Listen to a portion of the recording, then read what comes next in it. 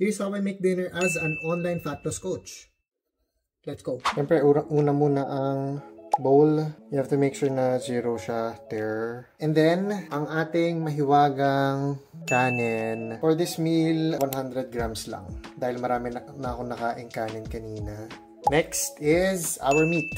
Meron ako dito ang naka-meal prep na beef. Pinressure cooker lang to, tapos nilagyan ng flavoring para maging, beef salpicao. Yung cut nito is sirloin tips. Back to zero ulit. This one, mga 150.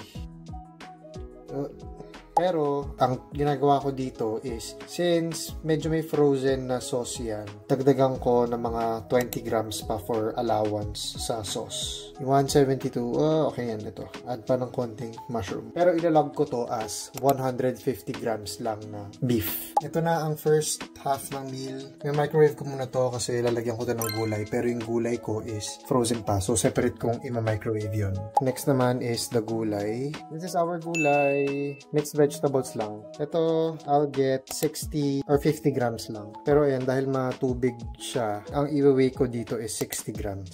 Sakto 60. Okay, hindi ko pa pala napindot. Pero, unahin ko na muna to. So, actually, sabay na nga kayo. Hugas mo ng pinggan na panaghihintay. Okay, paunahan kami. Ready na daw siya. As expected, mainit na ba? Ow, ow, ow. Mainit na, pero yung... Actually, pwede na din. Pero, de-drain ko lang to. Tapos yung microwave ko ulit to. Okay, ready na. So, para cute, ilalagay natin siya dito. Dinner is served. Ito na po, dinner is served. Basta dinner is served.